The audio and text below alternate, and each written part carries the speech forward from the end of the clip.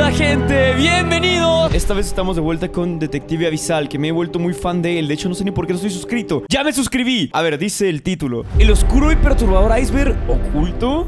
¿Oculto de quién? No sé. Igual es algo cristiano, algo satánico, pero no sé, hermano, no me suena. Sin nada más que decir, chicos, respectivos créditos para Detective Abyssal, que me maman tus videos, bro. Sí, así, me encanta. No, espérate, es a ver, hey, bro. This is a good video. Yeah, it's a really good video. Vale, recuerden que tengo Instagram por si quieren caerle a @Natalan. Ahí estoy casi todos los días compartiendo mis historias, haciendo cosas. Y también les dejo mi Kick. El Kick no es obligatorio, pero me apoyarás un montón si vienes. Es una página de streaming y ya está, no hay más ciencia, ¿vale? Los espero, kick.com/Natalan, chicos. Ahora sí, empezamos.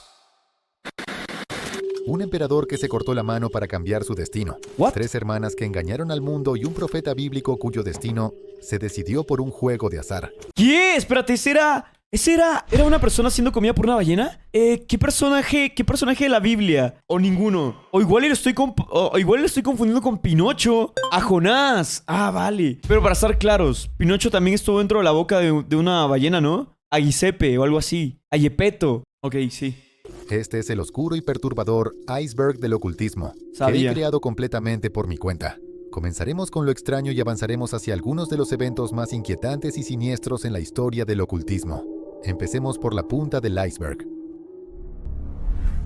Telema. Cuando nuevas religiones comenzaron a separarse de las 3 principales y a ganar fuerza en el siglo XIX, surgieron nuevas filosofías y religiones de los rincones menos esperados. Una de ellas fue Telema, creada por Aleister Crowley, un polémico ocultista británico. Este nombre aparecerá varias veces mientras descendemos por el iceberg. Lo básico que me acabo de dar cuenta de que el iceberg tiene cara de esqueleto. necesitas saber es que Crowley estaba profundamente interesado en las drogas, la magia erótica, aunque ese estilo de vida podría no sorprender a nadie hoy en día. En el siglo XIX causaba verdadero escándalo. ¿Qué dijo ese hombre? ¿Magia qué cosa?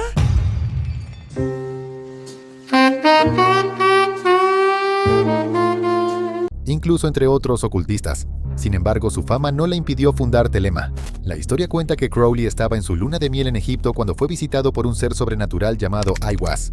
Este ser le dictó el libro de la ley, que se convertiría en el texto religioso central de Telema, al cual se asocia frecuentemente con el número 93, que los seguidores suelen usar para saludarse. Su filosofía se basa en 2 principios fundamentales. El amor es la ley, el amor bajo la voluntad, y haz lo que quieras será toda la ley. Estas frases han sido interpretadas de muchas maneras. ¡Qué religión más extraña, eh!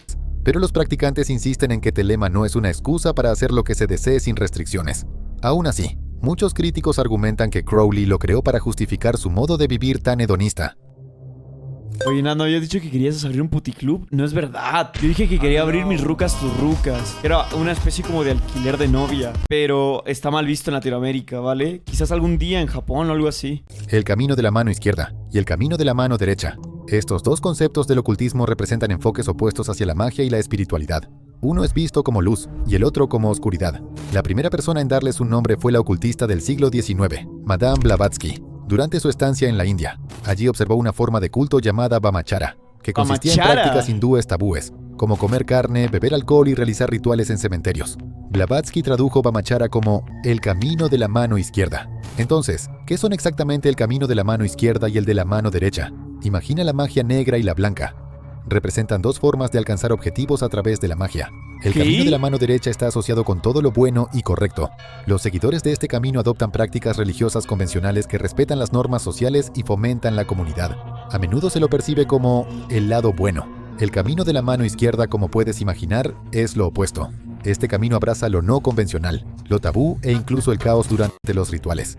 En sus extremos, los practicantes pueden realizar rituales que involucran actos perturbadores como consumir excrementos, cadáveres o participar en orgías. Como puedes ver, el de la mano izquierda no es para los débiles. Mediumnidad.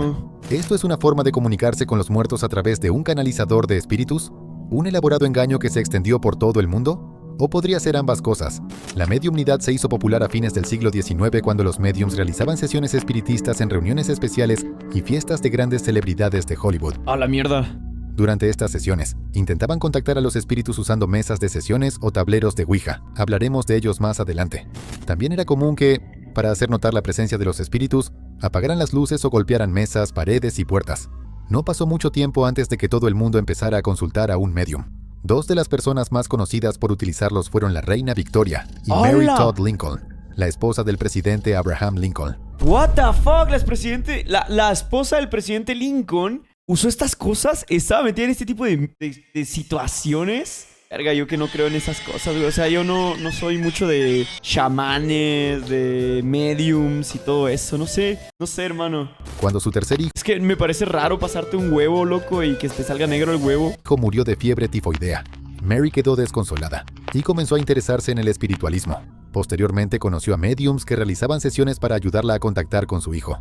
En cuanto a la reina Victoria, tuvo uno que vivía en el palacio y que canalizaba a su difunto esposo, el príncipe Alberto, durante 30 años. Una de las mediums más exitosas del siglo XIX. No. Para las personas que preguntan si yo me atrevería a jugar a la Ouija, la respuesta es no. No me atrevería a jugar a la Ouija ni para stream, ni para video, ni para material. No sé, bro, no soy estúpido. Fueron las tres hermanas Fox, quienes alcanzaron la fama tras afirmar que un espíritu se comunicaba con ellas en su casa golpeando las paredes. Durante 40 años, dominaron el mundo de la mediumnidad. Oigan, ¿ustedes han escuchado en sus casas cuando se cae una especie de canica y rebota varias veces? Sí, ¿verdad? Al final, ese sonido, ¿de qué es? ¿De dónde proviene? ¿Ya se sabe de dónde viene ese sonido? Es una pregunta muy seria. A mis 17 años de vida, yo no sé todavía de dónde viene. ¿De las tuberías? No sé. ¿Sí seguro que vienen las tuberías? Entonces, ¿se resolvió el misterio? ¿Es esa la fuente del sonido? Pues muchas gracias, por aclarármelo. Demostrando sus poderes frente a multitudes en todo el país. Pero la burbuja estalló. Una de las hermanas aceptó un cheque de $1,500 a cambio de confesar que todo había sido un engaño. Lo habían inventado. ¿Qué? Sin embargo, la ola del espiritualismo no se detuvo. Y hoy en día rara vez se menciona esa parte de su historia. Casi como si nunca hubiera... Tienes 17 años y ya estás casado. Bueno, es que, bro, yo soy así, ¿sabes? Espontáneo. Además, mi artista favorito es Bad Bunny. ¿Y cómo dice Bad Bunny? Mientras uno esté vivo, tiene que amar lo que más pueda. Tú me enséñate a querer, yo me enséñate a olvidar. ¿Sabes? Ay. Ha sucedido. Hoy en día consultar a un medium puede ser bastante caro. Algunos canalizan espíritus, mientras que otros utilizan las cartas del tarot o bolas de cristal. Y ya no solo contactan a familiares muertos. Algunos han trabajado Pero, bro, llevas streameando 8 años. De hecho son 7. ¿Pero quién los cuenta? con la policía para ayudar a encontrar personas desaparecidas, cuerpos e incluso principales sospechosos. Adivinaciones. La adivinación es el arte de predecir el futuro, aunque existen muchas formas que los adivinos utilizan para hacerlo. Pregunta, gente de YouTube. Quiero que me pongan en los comentarios. ¿Ustedes creen en este tipo de cosas? ¿En los medium? ¿En los adivinadores? También le pregunto a mi chat de Kik. ¿Ustedes creen en este tipo de cosas? ¿Creen que sea gente capaz de ser medium? ¿De ser un intermediario entre los espíritus y el mundo real? ¿Qué piensan? Veo que muchos no. Curioso. Solo una involucra una parte del cuerpo que generalmente se usa para tomar una taza de café: tu mano. La lectura de las palmas consiste simplemente en descubrir el destino de una persona a través de las líneas y la forma de sus manos. Esta práctica se originó en India. Eso también, bro. Eso de las manos, güey. La gente que te lee las manos, la gente que te lee las cartas. Buah, no sé. Yo es que no quiera creer. Es solo que a día de hoy no he visto nada que me obligue o que me empuje a decir, sí, es real. No es fake, ¿sabes? Pero no sé. ¿Dónde se cree que cada parte, desde su forma hasta las líneas, predice momentos importantes en la vida de una persona? Puede sonar un poco fanático, pero el primer emperador de Francia, Napoleón Bonaparte, era un firme creyente en esta forma de adivinación. La historia cuenta que, durante una sesión, un quiromántico notó que la línea del destino de Napoleón estaba ausente. Predijo que el emperador sufriría infortunios, fracasos y mala suerte. ¿Qué hizo Napoleón? Fuck, bro. Inmediatamente sacó su espada y se cortó la palma para crear su propia línea del destino. ¿What? El más pelotudo del salón. Hoy, Napoleón es considerado uno de los más grandes comandantes militares de la historia. Ahora, no estamos diciendo que todos deberían ir cortándose la palma, pero a él le funcionó. Sin embargo, si hacer esto te parece demasiado intenso para cambiar tu futuro, tal vez hacer un sorteo sea más de tu estilo. Aunque este método de adivinación ya no es tan común, fue muy popular en tiempos históricos. Los antiguos dioses se consultaban usando pequeñas tabletas de madera que se arrojaban como dados. Dependiendo del orden en que caían, los adivinos daban respuestas. Se me hizo un poco exagerado, la verdad, pero bueno, quién sabe. El último lugar donde esperarías encontrar una historia que respalde esta práctica es en la Biblia cristiana. Pero ahí está. El libro de Jonás cuenta la historia de Jonás, quien fue tragado por una ballena. Dios le había ordenado ir a una ciudad, pero él se rebeló y se subió a un barco. Fue entonces cuando una tormenta terrible azotó la embarcación, y todos en él comenzaron a señalarse unos a otros. Convencidos de que la tormenta había sido enviada por Dios para castigar a alguien, decidieron dejarlo en manos de la suerte. Jonás sacó el palo equivocado, y el pobre hombre fue inmediatamente arrojado al mar. No mames. Ay, hermano, yo como que me sorprendo y ya me sé la historia. Y aquí viene lo interesante. Tan pronto como tocó el agua, la tormenta se detuvo de inmediato. Parece que la suerte tenía razón. El horror de Amityville. Hay un par de casas que están repartidas en Google Maps. Una de ellas está en Ah, ¿las censuradas? ¿Las casas censuradas? 108 Ocean Avenue, en Amityville, Nueva York. Su dirección ha sido cambiada varias veces, pero los turistas siguen merodeando fuera de ella todos los días. Esto se debe a que esta propiedad aparentemente normal fue el escenario no solo de un misterio, sino dos. Todo comenzó el 13 de noviembre de 1974. Los clientes de un bar local en Amityville se relajaban después de un largo día de trabajo cuando Ronald DeFeo, de 23 años, irrumpió gritando: «¡Tienen que ayudarme!». Verga. Toda la familia de Ronald, que eran 6 personas, 2 hermanas, 2 hermanos, el padre, 2 hermanos, puta, qué montón de hijos. y la madre, yacían boca abajo en sus nados por disparos. Era como si una fuerza sobrenatural hubiera mantenido el arma en silencio para que ninguno de ellos se despertara hasta que ya era demasiado tarde. ¡A la Con un verga! asesino en libertad, Ronald fue puesto en custodia protectora. Pero entonces ocurrió un giro en la trama.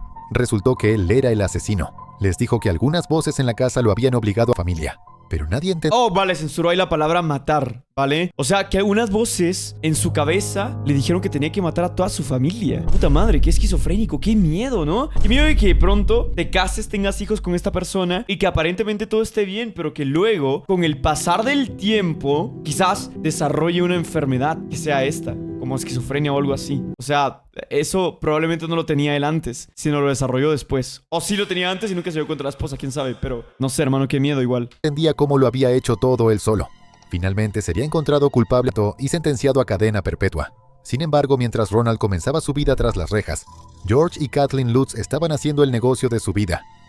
Compraron la casa de los completamente amueblada a un precio increíblemente bajo. Supongo que... A la verga, es que... A ver, censuró demasiado, pero supongo que dijeron de que compraron la casa de la familia muerta, ¿no? Barata y amueblada. A ver, este tema es un poco controversial, güey, pero ¿ustedes están de acuerdo con esto? Si a ustedes, por ejemplo, se les presenta una oportunidad enorme de una casa así, God, amueblada y todo, pero pues ahí ocurrió un asesinato, ¿cómo lo ven ustedes? O sea, ¿igual la compran? Sunshine, lollipops, and rainbows, that's how they shriek.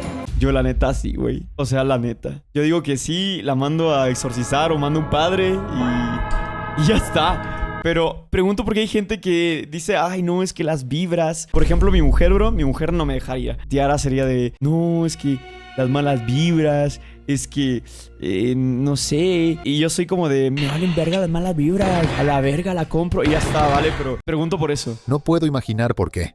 Y se mudaron con sus 3 hijos, aunque 3 semanas después saldrían corriendo de la casa gritando que estaba embrujada. Todo comenzó con extraños olores y sustancias ¡Oh! ¿Ven lo que pasó? ¿Ven? Ellos la compraron y ahora dicen que estaba embrujada. gelatinosas que comenzaron a salir de la alfombra y las cerraduras de las puertas. Luego la puerta principal comenzó a cerrarse violentamente a mitad de la noche. En una ocasión, George vio a Kathleen levitar mientras su rostro se transformaba en el de una anciana, ¡Hala! con rasguños por todo su cuerpo. Luego las camas de los niños también comenzaron a moverse hacia arriba. Toda esta actividad paranormal comenzó a las 3:15 de la mañana. Oye, tiene todo, literalmente todos los estereotipos de una película de terror. ¿Qué pedo? A la misma hora en que Ronald había comenzado a matar a su familia. ¿Pero realmente había sido llamado por lo oculto para matar a su familia? ¿Y estaba el mismo demonio quedándose en la casa para traer el mismo destino a la familia Lutz? Supongo que nunca lo sabremos. Nivel Qué miedo, hermano. Oye, pero, bueno, es que no sé, ¿será real, bro? O sea, ¿ustedes creen que de verdad esa casa está embrujada? No lo sé, hasta no ver, no creer. Bueno, gente, nivel 2 del iceberg. 2. Orden de la Aurora Dorada. La Orden de la Aurora Dorada fue una de las sociedades secretas más populares que surgieron en el siglo XIX. Mierda. Muchos de sus miembros eran lo más destacado de la sociedad, pero pocos años después ya no existía. La orden se fundó en Londres en 1887 por 3 masones llamados William Westcott, William Woodman y Samuel Mathers. después de que los 3 hombres descifraran un manual de magia llamado los manuscritos cifrados. A diferencia de otras órdenes secretas de la época, la Aurora Dorada abrió sus puertas tanto a hombres como a mujeres. En menos de una década, creció a cientos de miembros, ¡Hala, qué miedo, loco! atrayendo personas de todas las clases sociales, incluyendo celebridades destacadas como la actriz Florence Farr, el poeta y ganador del premio Nobel William Butler Yeats y el notorio autor inglés Aleister Crowley. Pero como ya te imaginas, la presencia de Crowley en la orden no fue bien recibida. A los demás ocultistas no les gustaba, no solo por su estilo de vida depravado, sino porque comenzó disputas con otros miembros. ¡Fuck! Así que cuando intentó ascender a un nivel más alto dentro de la organización, votaron en su contra. Aleister Así que aparte de loco, depravado. Crowley. Este no es la primera vez que el nombre de Aleister Crowley sale en este iceberg. ¿Recuerdas al controvertido fundador de Telema?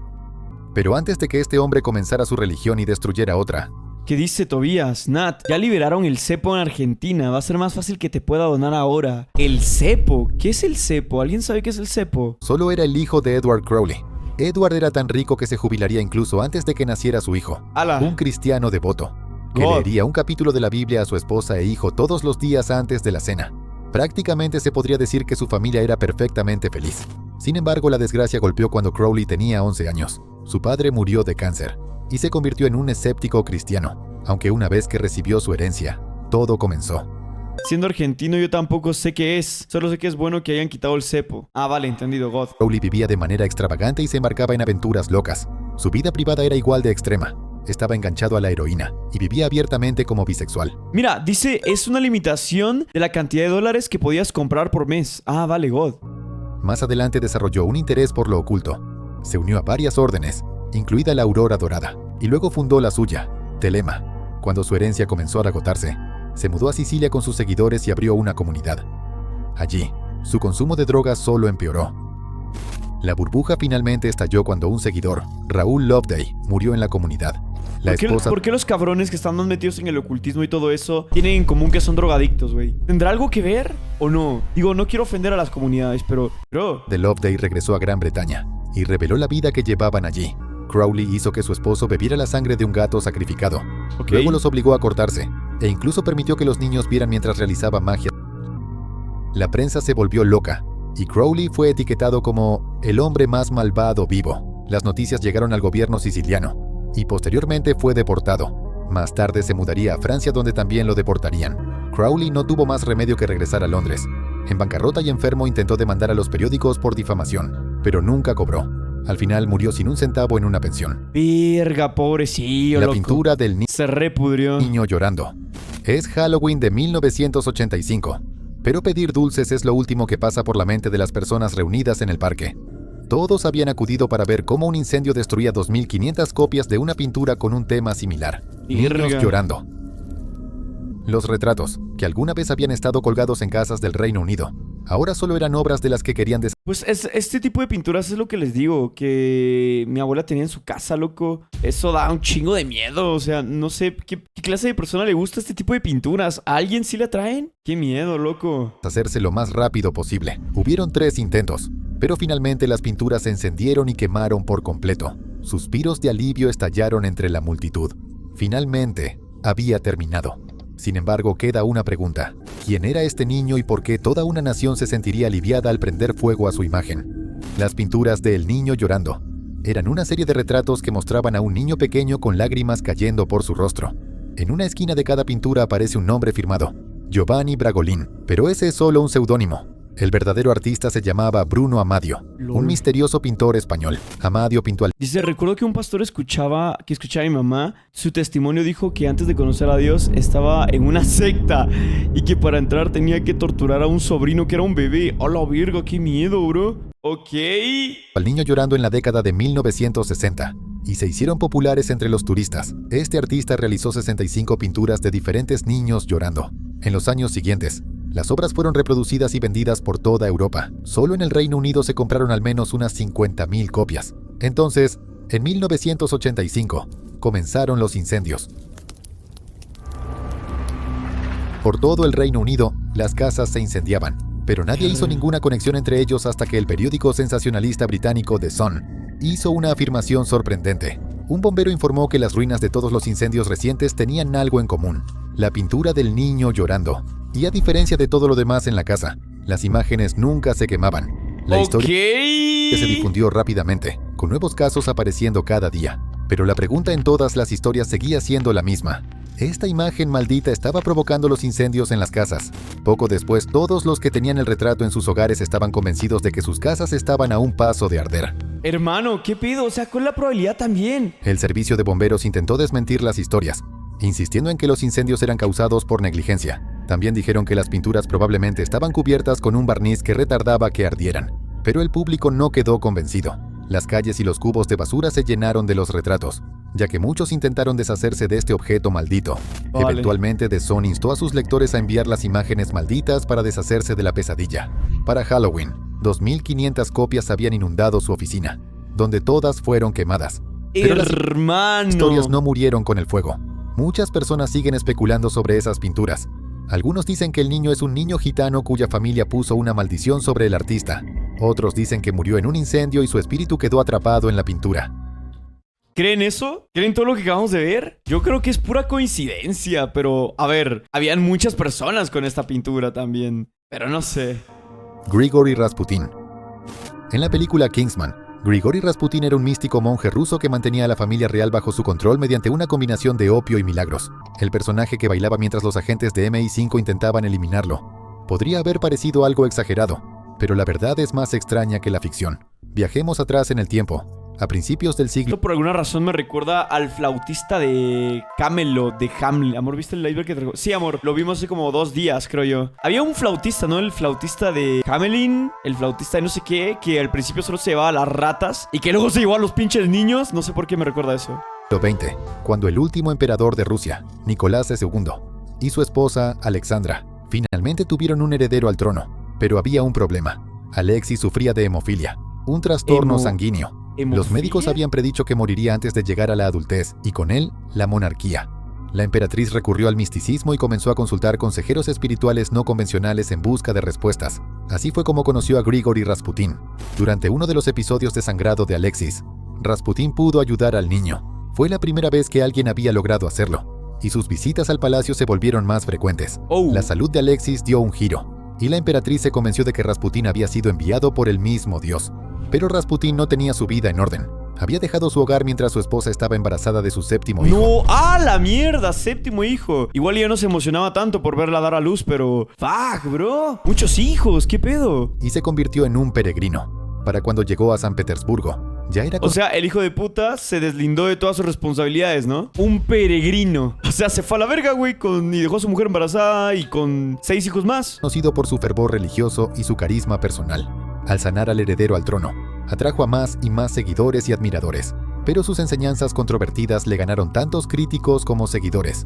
Rasputin afirmaba que sucumbir a tentaciones como era necesario para el arrepentimiento. ¿Sucumbir a tentaciones como el qué? Que censura todo este iceberg, güey. Está bien censurado. Tiene en la cara. Tiene cara como de malo, ¿no? Como cara de pervertido. Se ve como medio pajín. También fue acusado de muchos delitos, desde relaciones sin restricciones con de la alta sociedad, hasta monja y embriaguez. Sin embargo, el hermano, no se puede disfrutar así, está todo censurado el iceberg. emperador hizo la vista gorda a estos informes.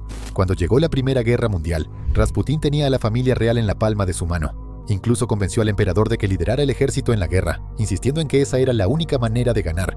Con el emperador fuera del camino, la influencia de Rasputin sobre la emperatriz Alexandra aumentó. Se convirtió en su confidente y asesor personal. Incluso se rumoreaba que tenían un romance. Los peticionarios acudían a su apartamento con sobornos a cambio de obtener puestos políticos importantes.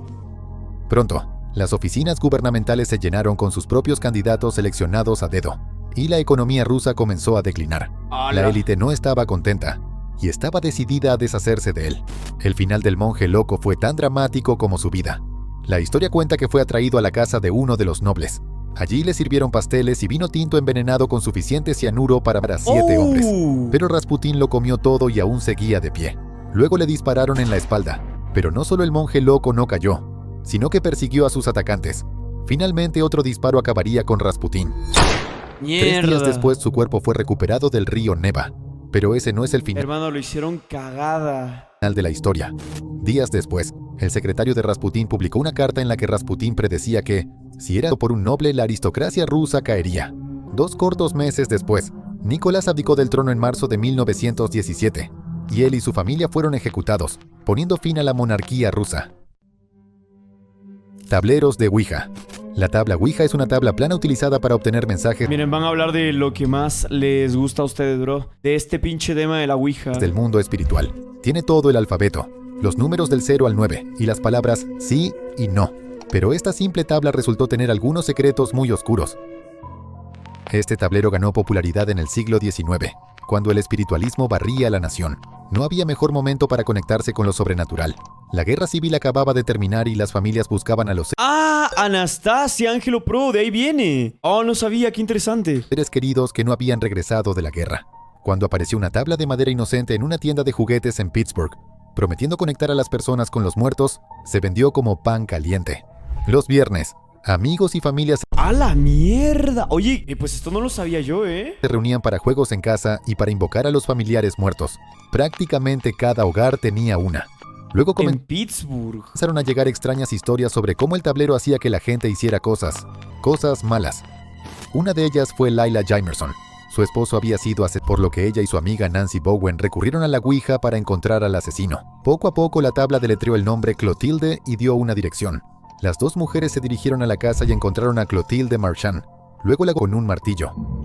Pero la Ok. leyenda de la Ouija no terminó ahí. Pasaron 30 años antes de que dejara de ser un inofensivo juego familiar para convertirse en la herramienta del diablo. Ok, entonces, a ver si entiendo bien. Me estás diciendo de que la Ouija en Pittsburgh era demasiado común, era algo que todas las familias tenían en sus casas, algo cotidiano, algo normal, y que tuvieron que pasar 30 años después de unas cuantas historias para que la gente se enterara que quizás era una herramienta diabólica. Entonces, la Ouija nunca se hizo con el fin de ser diabólica. Solo hubieron historias y la gente contaba esas historias. Hasbro las vendía. Entonces, la Ouija es una farsa. Entonces, la Ouija es... Ok, está bien. Y todo comenzó con una película.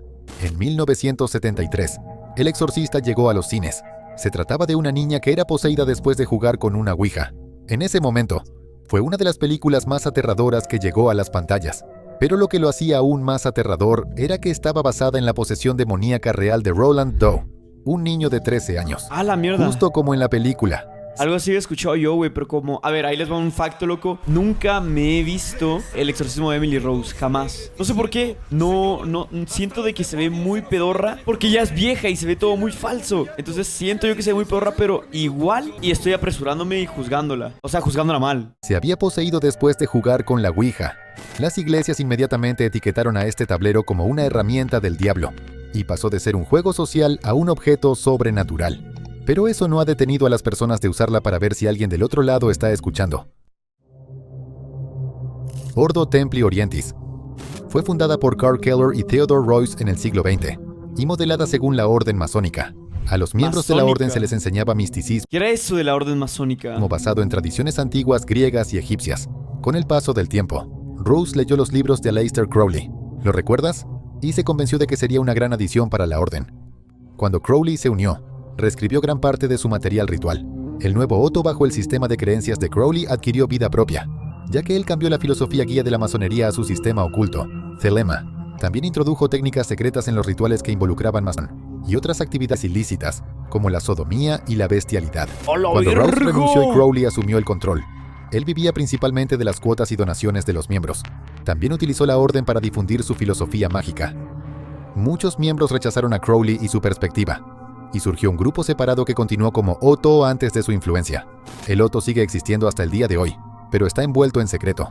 De hecho, a diferencia de otras organizaciones que prosperan con un sentido de comunidad, los miembros de esta orden Ey, dice aquí una persona en el chat. Según mi familia, la Ouija no es tan falsa. Mi abuelita la intentó tirar y siempre regresaba al ropero hasta que la mandó a la iglesia. No lo sé, Tilín. son alentados a mantener su privacidad y rara vez entran en contacto entre ellos. Nivel 3.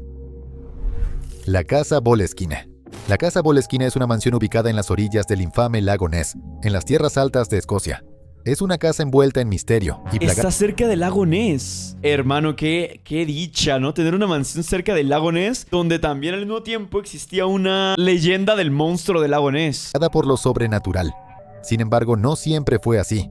De hecho, en sus inicios fue una parroquia de iglesia. A mediados del siglo XVIII, el ministro Thomas Houston tuvo el ingrato trabajo de devolver cadáveres a sus tumbas después de que un astuto mago local hubiera resucitado a los muertos en el cementerio de Boleskine. Pero la parroquia no duró mucho. La historia cuenta que un día se quemó hasta los cimientos con la congregación dentro, matándolos a todos. Más tarde fue reconstruida y durante años no hubo noticias sobre la casa. Luego se convirtió en el hogar de alguien cuyo nombre nos ha seguido a lo largo de este iceberg, el autor y ocultista Aleister Crowley, quien compró la casa para aislarse durante 6 meses y realizar un elaborado ritual que lo ayudara a avanzar en su magia. Espérate. ¿Compró una mansión solo para poder hacer un ritual que él quería? Verga. Quien fuera, loco, quien pudiera. El cual consistía en invocar a los 12 reyes y duques del infierno y atarlos juntos.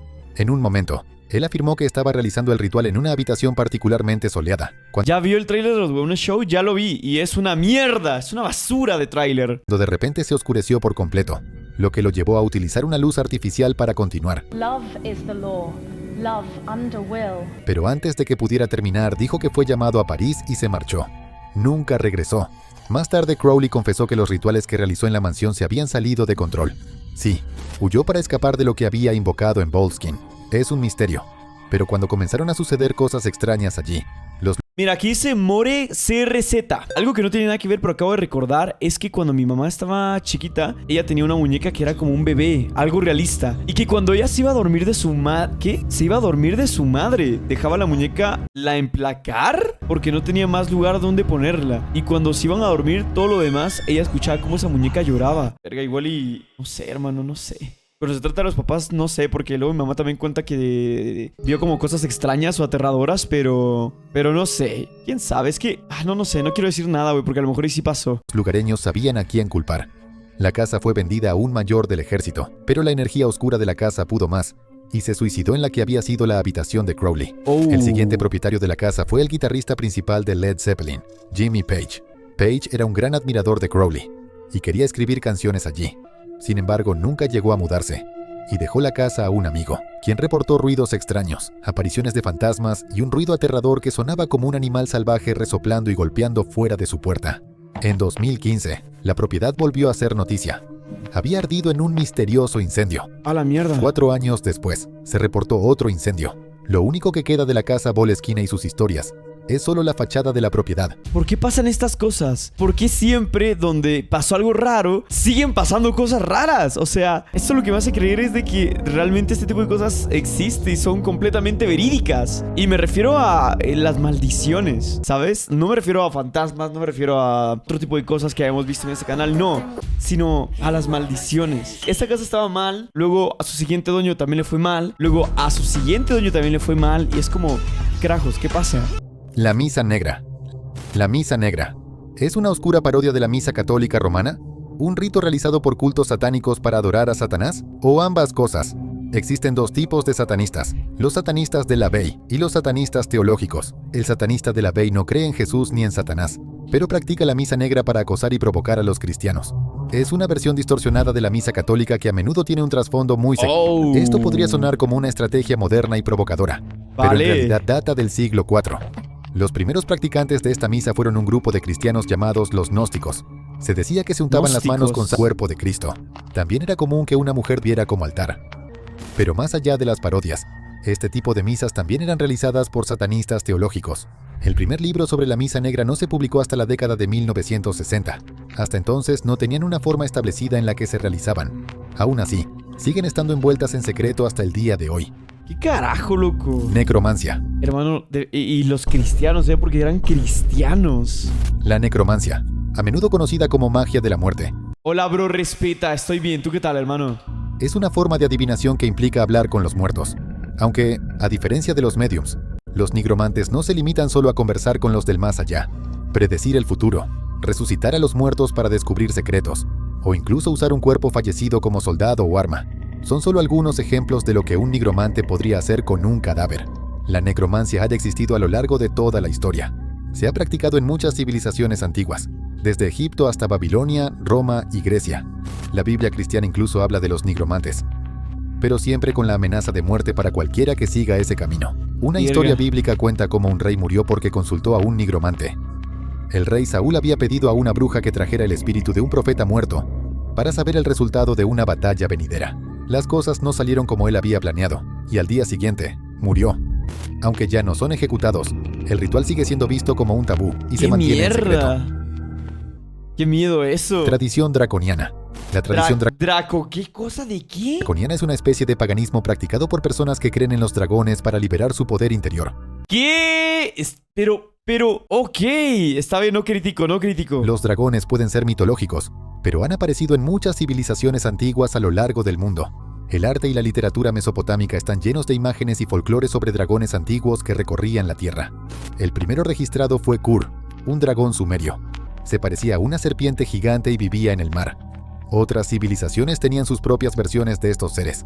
Algunos tenían pies, otros alas, y algunos se parecían a enormes lagartos. ¿Qué coño? En muchas de estas historias, los dragones protegían o atacaban aldeas.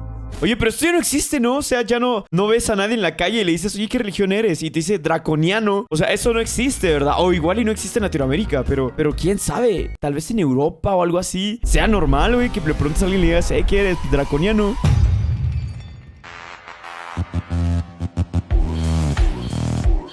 Las tradiciones alrededor de la adoración de estos seres toman una forma algo diferente a las historias. Los dragones son venerados por lo que representan: oscuridad, caos, una fuerza violenta de la naturaleza. Los ritos siguen el camino de la mano izquierda y llevan a sus seguidores a convertirse en uno con su poder.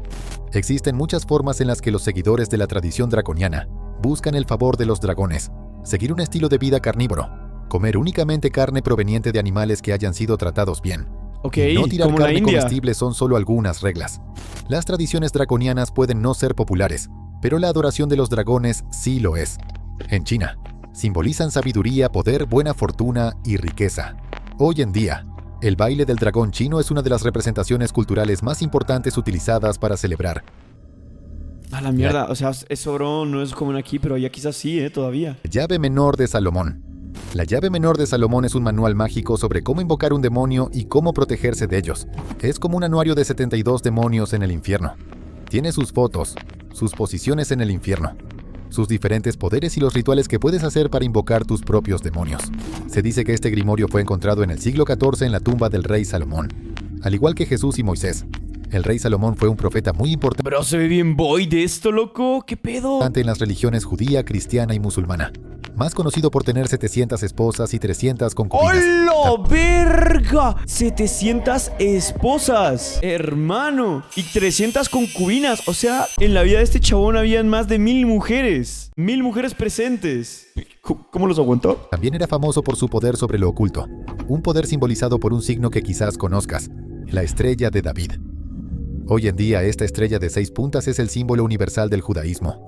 Pero comenzó como un anillo mágico de latón en el dedo del rey Salomón, el cual le fue dado por Dios para controlar animales, el clima y seres sobrenaturales, incluidos los demonios. Con el paso de los años, la estrella de 6 puntas en el anillo se convirtió en un talismán utilizado para alejar el mal. Y para el siglo En esa época no tenía que soportarlas. Ese era el truco. Ay, pues... Bueno, sí, antes era una mierda todo, la verdad. XVII, ya era la estrella de David y representaba a la comunidad judía. Pero este anillo no fue lo único que Salomón dejó atrás. También había escrito la información sobre cómo invocar demonios y lo guardó para su hijo. Puede que no haya evidencia que vincule a Salomón con los manuales mágicos, pero eso no impidió que surgiera toda una tradición mágica en su nombre. Otros 2 libros mágicos relacionados con Salomón son El Tratado Mágico de Salomón y La Clave de Salomón. Nivel 4. En mi época decían que Pikachu era el diablo. En la mía también. ¿Qué edad tienes, güey? Tengo 14. Pero pues, sí lo decían en la mía, también.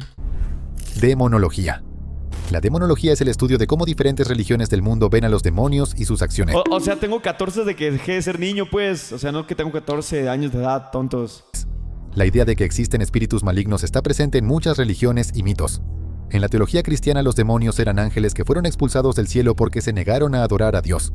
Se volvieron malignos y decidieron frustrar a Dios en cada oportunidad, interfiriendo con los humanos, causando desde enfermedades hasta el pecado, e incluso poseyéndolos. Muchos sacerdotes estudiaron la demonología para entender cómo ayudar a las personas. pero otros profundizaron más e intentaron descubrir cómo invocar demonios y hacer que hicieran lo que querían. No jodas. Textos como la llave menor de Salomón o el grimorio del Papa Honorio Pues ni que fuera Andy and Leyley, bro. fueron escritos por personas que eran respetadas en la iglesia. Pero los cristianos no fueron los únicos que creyeron en los demonios. Durante los periodos medieval y moderno temprano, el folclore europeo veía a estos seres como entidades sobrenaturales malignas que protegían o asistían a las brujas mientras practicaban magia o adivinación. En la cultura islámica, los demonios son criaturas invisibles y vengativas llamadas jinn.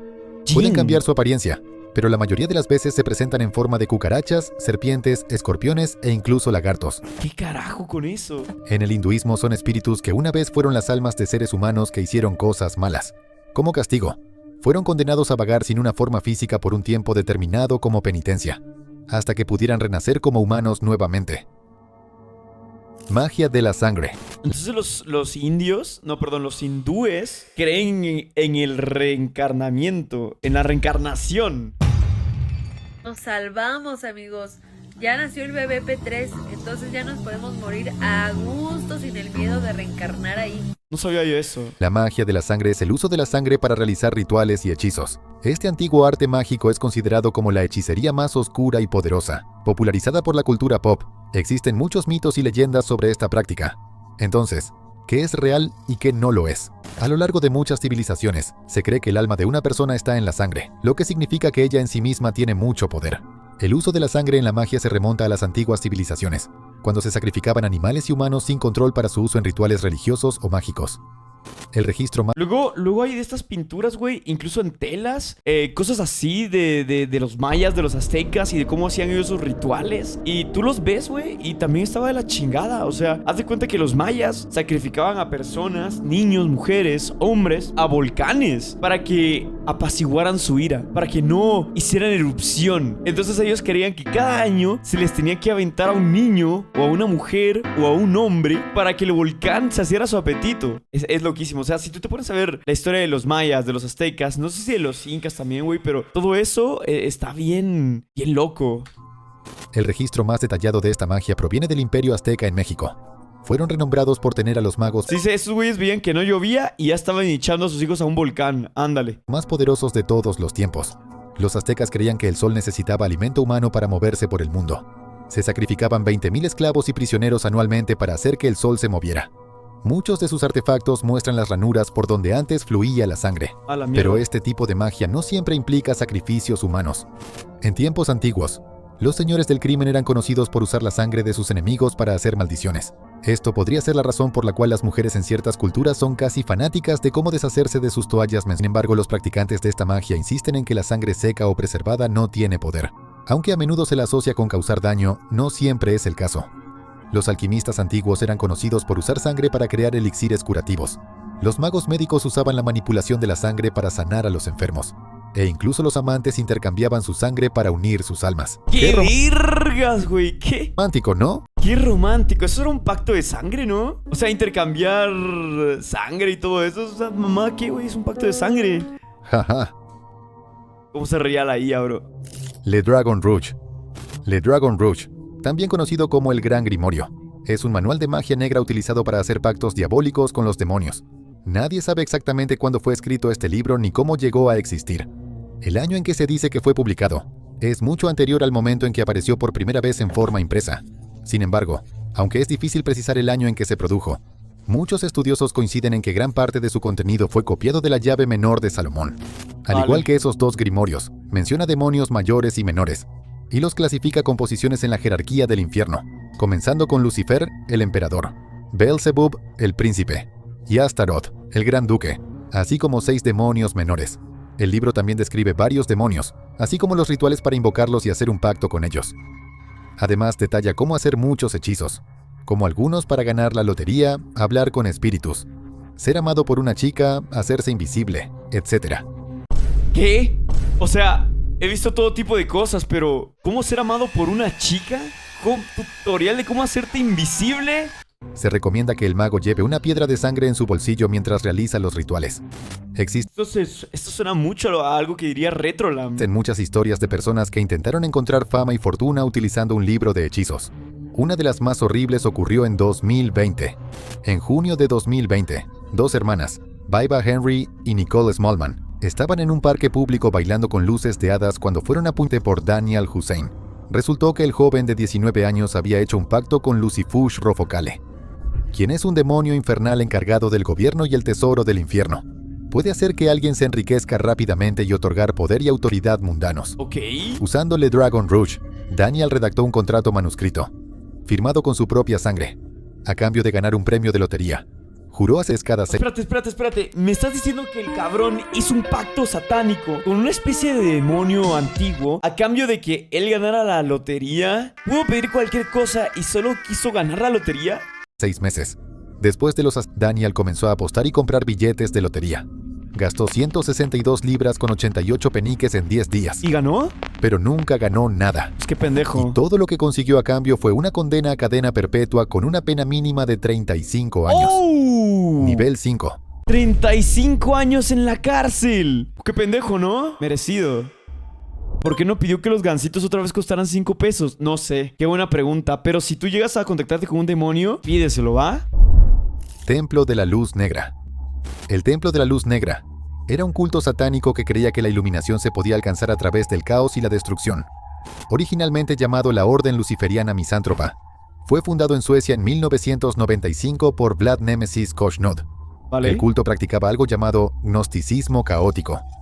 Creían en la historia bíblica y judía de la creación de Adán y Eva, y el dios abrámico que creó el universo.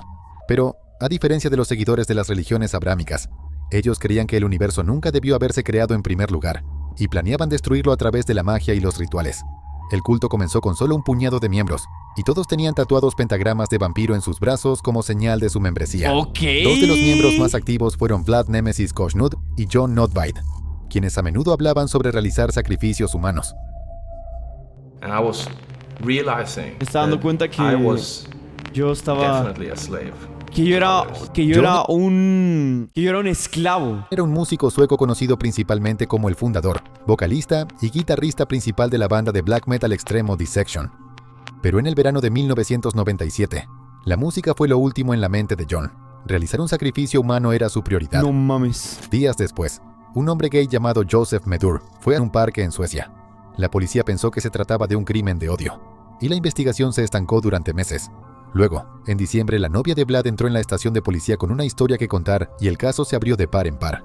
Vlad y John habían intentado matar a Joseph como un sacrificio humano. What the fuck, hay gente que ha escuchado esa banda en el chat. ¿Qué carajo? Durante la investigación, se encontraron altares satánicos en sus casas. Invocaban demonios y realizaban sacrificios animales utilizando gatos.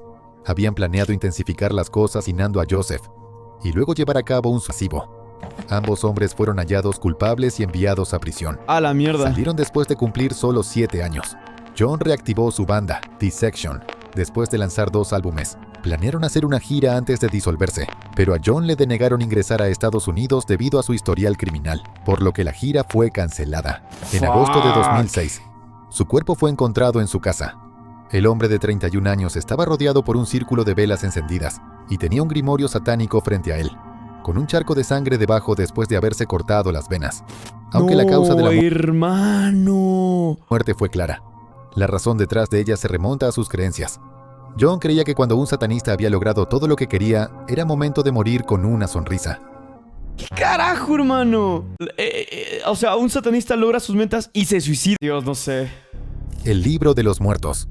El Libro de los Muertos es un nombre moderno para un rollo egipcio antiguo utilizado durante los entierros para ayudar al espíritu del difunto a encontrar su camino hacia la vida después de la muerte. Contienen hechizos mágicos que el espíritu de una persona fallecida necesitaría, mientras realiza el largo y desafiante viaje al más allá. Los textos más antiguos de estos datan de 1550 a.C. Los escribas generalmente eran comisionados para preparar los libros de los muertos para los entierros. Aunque se le llama libro, en realidad es una colección suelta de hojas escritas por diferentes personas. Cada una tiene una mezcla distinta de hechizos y ninguna es igual. Algunas incluso tenían espacios en blanco para llenar con el nombre del difunto. Durante el funeral, los sacerdotes leían los hechizos en los rollos antes de dejarlos en la tumba. Inicialmente, los libros de los muertos estaban reservados para la familia real, pero más tarde, estuvieron disponibles para cualquiera que pudiera costearlos, aunque el papiro era caro y generalmente se encontraba en tumbas pertenecientes a la élite social. Además de las versiones en papiro, los hechizos y pasajes del texto también se escribían en las paredes de la tumba, en las vendas de momias e incluso dentro de la máscara de oro del rey Tut. Uno de los hechizos era para despertar figuritas en miniatura que a veces se enterraban con el difunto. Cuando cobraban vida podían realizar trabajos en nombre del fallecido. Pero la figura más importante en el libro de los muertos era el dios de los ritos funerarios, Anubis. Era representado por un chacal o la figura de un hombre con cabeza de chacal.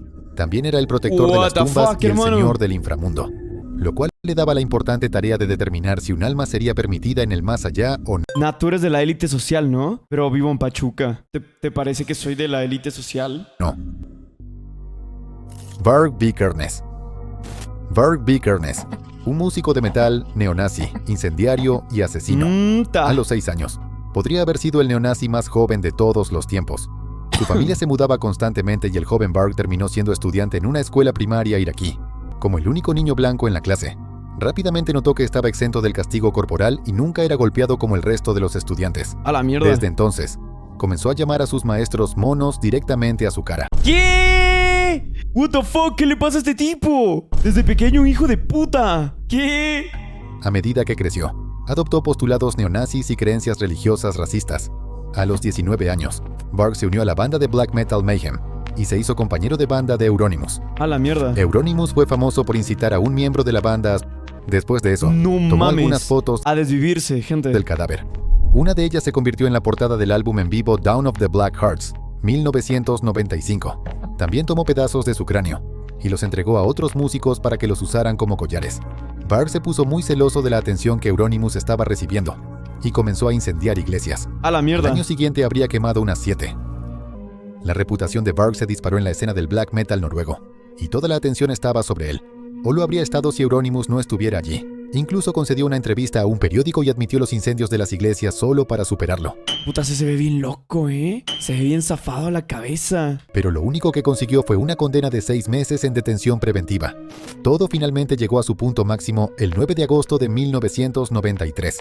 Varg fue al apartamento de Euronymous y lo apuñaló 3 veces antes de tirar su cuerpo a un lago. Lo apuñaló. Cuando la policía dio con él, dijo que había Euronymous en defensa propia, pero no pudo explicar por qué tenía 3 cuchillos, un bate de béisbol, una bayoneta y un hacha en su coche. Varg fue condenado a 21 años de prisión por incendio y robo de explosivos. Mierda. Cuando salió de prisión, comenzó un canal de YouTube llamado Thulian Perspective y se mudó a Francia con su esposa e hijos, pero no siguió un camino muy recto.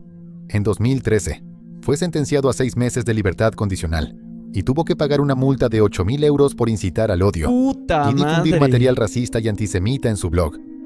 A la verga, le metieron una multa por escribir cosas de odio en internet. A la mierda. 2019, Varg se vio obligado a despedirse de 250.000 seguidores después de que YouTube eliminara su canal por compartir contenido dañino. Inga tú. Nivel 6. Inga tú, loco. Los Finders. Le permaborraron el canal por hater. Los Finders era una comunidad secreta con sede en Washington, D.C., Estados Unidos. Fue fundada por el ex sargento maestro de la Fuerza Aérea de los Estados Unidos, Marion Petty, en la década de 1970, pero nadie supo nada de ellos hasta que aparecieron en los titulares en 1987. Ok. Todo comenzó en Tallahassee, Florida. El Kanye West hizo una camisa con la imagen de ese tipo. Oh, Dios, hermano. Después de que una mujer llamara a la policía por 2 hombres vestidos de traje jugando en un parque con 6 niños desaliñados entre 2 y 11 años. Ok. Sus nombres eran Douglas Ammerman y James Holwell, y la policía descubrió que los 8 habían estado viviendo en una van maloliente. Cuando la policía los interrogó sobre los niños, Douglas dijo que los estaban llevando a una prestigiosa escuela en México, mientras que James se desplomó boca abajo en el suelo y se negó a levantarse o responder preguntas. Los niños fueron examinados y los oficiales encontraron señales así como marcas de mordeduras que posiblemente pertenecían a un adulto. Uf. Los 2 niños mayores le contaron a la policía que estaban siendo destetados de sus madres y a menudo dormían afuera. What the fuck, Describieron hermano. juegos que involucraban desnudar un hombre, usar su ropa e ir a través de sus bolsillos en busca de dinero. Los hombres fueron acusados de infantil menor y retenidos con una fianza de $100,000. Tratando de descubrir qué estaban ocultando los hombres, la policía registró 2 propiedades que pertenecían a miembros de los Finders. Encontraron fotos de niños nudos bailando alrededor de cabras sacrificadas, ¿Qué? instrucciones para embarazar a miembros femeninos e instrucciones para comprar. Espérate, ¿qué? A la... ¿What? ¿Qué es este desmadre? Hermano, el mundo está loco. Estos tipos están locos. Cambiar y ser niños. Durante una semana, los titulares alegaron abuso ritual satánico. Luego aparecieron las madres y afirmaron que todo estaba en orden. Habían pedido a los hombres llevar a sus hijos a una aventura a Florida. Claro. Esta caótica historia fue suficiente para las autoridades. Los hombres fueron liberados de custodia y todos los cargos contra ellos fueron retirados. Los agentes federales habían concluido que no había evidencia de actividad criminal. Todo el escándalo se atribuyó a un malentendido. Claro. Luego, en 1993, Un malentendido. se filtró un informe oficial de que la investigación de la policía de DC sobre el culto había sido suspendida porque el FBI se lo pidió. Después de casi 3 décadas de silencio, el FBI liberó cientos de documentos relacionados con los Finders, pero solo generó más preguntas. Estaban muy censurados y faltaba evidencia recopilada durante los registros, incluyendo fotografías, descripciones de la evidencia y los nombres de los oficiales en la escena. Hoy todavía hay muchos que creen que el FBI tenía algo que ocultar, mientras que otros están convencidos de que todo fue un error. Verga. Los tres de West Memphis. Los años 80 fueron una época terrible para ser satánico en Estados Unidos. El pánico satanista se apoderaba de la nación. Y cuando ocurrió una particularmente horrible en West Memphis, Arkansas, 3 adolescentes terminaron tras las rejas. La tarde del 5 de mayo de 1993, 3 niños de 8 años jugaban juntos en el vecindario. Pero cuando el padrastro de uno de ellos, John Mark Byers, los llamó para que regresaran a casa, los niños nunca aparecieron. No mames. Nunca más fueron vistos con vida. Esta es la típica historia que iniciaría una película de terror de Estados Unidos, bro. La policía encontró sus cuerpos en el bosque cerca de una zanja de drenaje. Estaban nudos y atados. Uno de los niños en particular, Christopher Byers, había sufrido heridas mucho más graves. Tenía varias laceraciones en su cuerpo y había muchos sospechosos. El padrastro de Christopher, que tenía un cuchillo con sangre que rápidamente desapareció. Un hombre de mediana edad cubierto de barro y sangre que apareció en un restaurante. Pero cuando vieron la escena, estaban seguros de que era obra de un culto satánico y adoptaron esa. Un oficial nombró inmediatamente a Damien Eccles, de 18 años, como el asesino. Damien era un inadaptado que estudiaba Wicca. Solía vestir de negro, leer Wicca. novelas de terror y escuchar heavy metal. Negó tener algo que ver con él, así que la policía presionó a sus amigos. Uno de ellos era Jesse Miskelly Jr., de 17 años. Jesse tenía la ¡Hala! mentalidad de un niño de segundo grado, No. pero la policía no dejó que eso los detuviera. Lo interrogaron durante 12 horas. Finalmente, Jesse confesó que él y Damien habían cometido actos junto con Jason Baldwin, de 16 jodas. años. Los 3 fueron arrestados. Su juicio se basó en la idea de que los asos eran de carácter ocultista y que los niños eran satanistas. Resultó que eso fue suficiente para que fueran declarados culpables. Mierda. Damien fue condenado a muerte, Jason a cadena perpetua y Jesse a cadena perpetua más 40 años.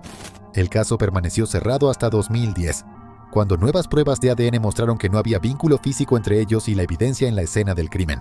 En lugar de ir a juicio, los 3 aceptaron un acuerdo de culpabilidad y fueron liberados por el tiempo ya cumplido. En cuanto al verdadero, 3 décadas después, el caso sigue abierto. De Liz Paller. Un día de julio de 1995. Ese caso nunca va a cerrar, por cierto, ¿eh? La familia Paller entró en la estación de policía. Estaban viviendo la peor pesadilla de cualquier padre. Su hija de 15 años, Elise Marie Paller, una chica que nunca había cometido un error en su vida, No. había desaparecido sin dejar rastro. Durante 8 largos meses, siguieron pistas por todo el país, pero nadie podía encontrar un rastro de dónde había ido Elise ni qué le había sucedido. Entonces, el caso se destapó cuando un sacerdote llamó a la policía. Les contó que uno de los compañeros de Liz, Royce Casey, de 17 años, se había convertido recientemente al cristianismo y le confesó que él y otros 2 amigos, Jacob de Lashmut, de 16 años, y Joseph Fiorella, de 15 años, ató a Elise. La policía no creyó la historia hasta que Royce los llevó hasta Virgen. sus restos momificados. La razón del ato era igual de espantosa. Royce, Jacob y Joseph habían formado recientemente la banda de metal Craziness y esperaban ser lo próximo grande. Para ellos, eso significaba hacer un sacrificio satánico. Pero no cualquiera serviría. Tenía que ser alguien cuya muerte fuera el pecado máximo contra Dios. Rápidamente se enfocaron en Elise. Era virgen, rubia y tenía los ojos azules. ¿Qué? El 22 de julio de 1995, Royce, Jacob y Joseph engañaron a Elise para que los acompañara a un bosquecillo cerca de su casa. Allí, un cinturón. La araron más de una docena de veces. Le dieron patadas. ¡Hala! Una tumba superficial y la dejaron sangrada. ¡No! Los 3 fueron sentenciados a entre 25 y 26 años hasta cadena perpetua en prisión. Madre. Todo por un ritual satánico. ¡Qué desvergue, loco!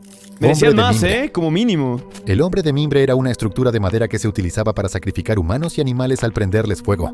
¿What? Era un ritual realizado por sacerdotes celtas para celebrar el comienzo de la temporada de cosechas. La primera mención del hombre de mimbre fue en los diarios de Julio César, en el 55 a.C. En ellos, Describió una figura humana de gran tamaño hecha de madera y paja. ¡Qué miedo, Tenía hermano! Eso sí se ve muy Void. extremidades. Estaba llena de hombres vivos y se prendía fuego. Uy, puta. Generalmente- Sí, adelante. Un poco. Es que tocaron muy fuerte mi puerta, perdón, chat. Me cagué todo. Es que me vino a dejar comida, pero tocó la puerta fuerte, entonces me cagué. Los criminales eran utilizados como sacrificios. Pero cuando no lo sabía, los sacerdotes celtas no dudaban en meter a una persona inocente o dos. Las cenizas dejadas por el fuego luego se esparcían sobre el suelo. Se creía que este sacrificio ayudaba al crecimiento de los cultivos. Aunque este ritual ha desaparecido, todavía tienes la oportunidad de ver al hombre de mimbre en acción, sin el sacrificio. En el norte de Portugal, el tradicional festival de caretos termina con la quema de una gigantesca estatua humana con cuernos, mientras los jóvenes corren a su alrededor. Mierda, qué El loco. Burning Man en los Estados Unidos y el Festival del Hombre de Mimbre en Escocia también son festivales populares que utilizan esta figura. La Casa del Horror de Ibadan. Fuck. La Casa del Horror de Ibadan ¿Nos imitas un poco? Pues no. No, la verdad, ¿cómo ves que no, bro? No. fue una vez una clínica local para personas mentalmente desequilibradas, ubicada en el estado de Oyo, Nigeria. Pero durante muchos años, los habitantes de la zona creyeron que algo siniestro ocurría allí. El 22 de marzo de 2014, un grupo de taxistas de Ibadan, Nigeria, estaba buscando a un compañero conductor que había desaparecido. Después de que su búsqueda no arrojara resultados, el grupo preocupado supo exactamente a dónde ir. Puta La madre. Casa del Horror de Ibadan. Un edificio deteriorado del que los locales decían escuchar gritos provenientes de su interior. Qué miedo, Cada loco. vez que la policía era llamada, Imagínate vivir cerca de ahí, güey, y estar escuchando gritos. les decían que los gritos pertenecían a personas mentalmente desequilibradas que estaban siendo tratadas allí. No, Pero esta hermano, vez- como si fuera un manicomio, pero no era un manicomio. Estaban decididos a descubrir la verdad. Los hombres entraron al edificio y realizaron el hallazgo más espantoso. Había partes de cuerpos amputadas, esqueletos y ¡Hala! cadáveres esparcidos por todo el edificio. Los pisos y las paredes estaban salpicados de sangre seca. 23 sobrevivientes fueron rescatados del lugar. Varios de ellos estaban encadenados con grilletes en los pies y muchos estaban tan desnutridos que parecían esqueletos. Los sobrevivientes contaron historias horribles sobre cómo habían sido secuestrados O sea, los secuestraban y los torturaban. Y habían dicho de que ahí se les trataba a personas con problemas mentales. cómo otros eran vendidos en partes a sus clientes. Estos clientes eran descritos como personas de alto perfil en la sociedad. Sin embargo, nadie fue arrestado. Y ahora existen varias teorías conspirativas que sugieren que estos hombres tienen a la policía en su bolsillo. Es ampliamente aceptado entre los habitantes locales que personas adineradas de Nigeria están detrás de muchos de los secuestros en el país. Hoy No, en hermano, qué miedo. Loco, Nigeria parece un infierno, bro. día, aún no hay respuestas claras sobre lo que realmente sucedió en el edificio, pero la Casa del Horror ya no existe y ha sido reemplazada por una escuela. No, hicieron una La escuela Iglesia ahí. del Cordero de Dios. ¿Hicieron una escuela ahí? Loco, si se fue al carajo una casa donde mataron a una familia, no digamos una pinche bodega donde mataron a miles de personas. La Iglesia del Cordero de Dios fue un culto violento que fue responsable de decenas de muertes porque Dios le dijo a un hombre que él podía decidir quién debía morir. Ok. Todo comenzó en 1924. Alma Dyer LeBaron, un fundamentalista mormón y polígamo, fue excomulgado de su iglesia por practicar la poligamia. Así que se llevó a toda su familia, se mudó a Chihuahua, México, y fundó No. una comunidad fundamentalista. Después de la muerte de Alma, Güey, ¿qué era la poligamia? La poligamia es cuando estaba un güey con más personas, ¿no? O algo así. Como que tenía como 5 mujeres y así. su hijo Joel tomó el control y estableció la comunidad como la iglesia del primogénito. El hermano de Joel, Erbil, era el segundo al mando hasta que los dos tuvieron una pelea. Erbil quería que la iglesia practicara la expiación por sangre, una antigua doctrina mormona donde las personas pagaban por sus pecados con sus vidas, Ala. y Joel no estuvo de acuerdo. Debido a esto, Erbil comenzó a predicar que él, y no Joel, era el verdadero líder de la iglesia. Luego fundó una iglesia rival, la Iglesia del Cordero de Dios. Erbil predicaba la expiación por sangre a sus seguidores. ¡Qué mierda! Insistía en que él era el representante de Dios en la tierra y podía decidir quién debía morir por sus pecados. También les enseñó que matar por él les garantizaba un lugar en el cielo. La primera persona en ser asada por los seguidores de Erbil fue su hermano, Joel. El siguiente en la lista fue otro hermano llamado Berlan. Erbil pensó que él convencería a sus seguidores de cambiar de bando. Sin embargo, eligieron a Berlan como su nuevo líder. Erbil mandó a sus esposas a encontrar a Berlan, dos jodos, pero Berlan logró escapar. Esa no fue la única Oh, vez que puta Erbil madre. mandó a una de sus esposas a... Ay, se me cayó mi... chicos. What the fuck, ¿qué estoy haciendo? Quita eso, pendejo, me doxié. Se me cayó mi... ¿Cómo se llama? Lo que te pones para que no te pegue el sol. Mi bloqueador en el teclado y activó todo eso, lo siento. hacer el trabajo sucio. En una ocasión, la esposa de un seguidor trató de irse, así que la 10ª esposa de Erbil la llevó al desierto Erbil no solo representaba una amenaza para sus seguidores, envió cartas a varios líderes polígamos haciendo amenazas si no se unían a su culto. Uno de ellos fue Robert Simon por sus órdenes. En 1980, Erbil fue finalmente condenado por planear uno de los asesinatos mientras estaba en prisión. A la Escribió mierda. el libro de los nuevos pactos y Oye, si es que a las personas que están en prisión siempre les dan un chingo. Bueno, a algunas personas que tienen poder y dinero siempre les dan un chingo de preferencias en las cárceles, güey. En Guatemala, desde las cárceles te extorsionan. O sea, desde dentro de las cárceles, vete a la verga. Se supone que si están en la cárcel ya no tienen que hacer nada, pero aún así tienen todo, bro. lo compartió con 20 seguidores. Les dan sus comodidades, sus departamentitos, ¿no? Les llaman celdas, güey, pero vete a la verga, güey. Son más grandes que las casas de algunos de acá. Contenía una lista de 50 nombres marcados para la expiación por sangre. Erbil murió en prisión. Aparentemente, 2 días después su hermano Berlan murió en un accidente automovilístico en México. ¿Coincidencia? Lo único, güey, que sí no me gusta de las cárceles es que tienen el baño así como que a la vista de todos, güey. Y si quieres cagar, tienes que hacerlo enfrente de todos. No, hombre, bro. Prefiero no cagar y morir por no cagar. ¿Quién sabe? Sin embargo, incluso desde la tumba, el legado mortal de Erbil continuó. Cuando una de sus esposas trató de abandonar el culto, su hijo Arturo hizo que su propio hijo... Luego vinieron los asos de las 4 de la tarde. Exactamente a las 4 p.m. del 27 de junio de 1988. El culto personas de la lista de expiación por sangre de Erbil en 3 ubicaciones diferentes en Texas. Esto fue la gota que colmó el vaso, y varios miembros de la familia LeBaron y sus seguidores terminaron tras las rejas. 6 de los niños más pequeños fueron colocados en hogares de acogida separados en Utah. Hola. Luego, en una sola noche de septiembre de 1989, todos los niños desaparecieron de sus hogares temporales. Pero desaparecieron ¿por qué o qué? O sea, ¿qué? Ocultismo nazi. La fascinación del ejército nazi con lo oculto fue legendaria. Estaba presente en sus ideologías, su propaganda y sus símbolos. Cada parte del ejército nazi estaba profundamente relacionada con lo oculto. ¿Cómo es que un partido político llegó a estar tan inmerso en lo oculto y por qué? Los nazis eran un partido político alemán que llegó al poder en 1933 bajo Adolf Hitler, pero décadas antes de que eliminaran 11 millones de vidas. Muchos líderes del ejército formaban parte de la Sociedad Thule, que era un misterioso grupo ocultista, dedicado a estudiar los orígenes mitológicos de la raza aria superior. Los arios provenían de deidades interestelares que se cruzaron con el... ¿Qué verga dice? En Guatemala tenés que pagar tu talacha cuando te meten al bote, si no terminas moribundo. Ok, ¿qué es una talacha? ¿Qué es eso? electricidad y tenían poderes paranormales. Poseían la sangre más pura de todos los pueblos de la tierra. Sus descendientes tenían piel pálida, cabello rubio y ojos azules. ¿Esa Mientras mamada qué, güey? ¿Esa mamada qué? Hitler está bien pendejo. el resto del mundo era el resultado de la mezcla entre humanos y hombres primates. Eran considerados impuros. Ah, talacha es tu cárcel o celda. ¡A la virga! Oye, pues, ¿cómo? O sea, espérate. ¿Me estás diciendo que en Guatemala, si te vas preso, tienes que pagar por tu celda? Como si fuera una renta de un departamento. Porque si no terminas moribundo. ¿Cómo así? O sea, ¿te dormís en los pasillos o qué? Puros e incluso malignos. Pensaban que los judíos, los gitanos y los Se supone que tú eres de Guatemala. Ya, bro, pero yo no sé qué es talacha. negros eran las razas más impuras y era importante mantener la pureza.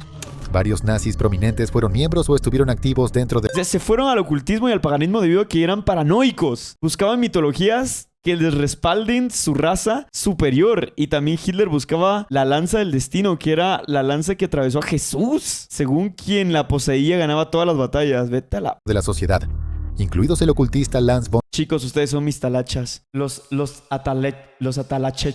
atalacho mucho. Liebenfels. Lance argumentaba que la mezcla de razas había robado a los arios su poder mágico. En las revistas aparecían fotos de caballeros arios defendiendo a mujeres rubias de hombres primates de aspecto horrible. Estas creencias eran compartidas por muchos que luego se convertirían en líderes del ejército nazi.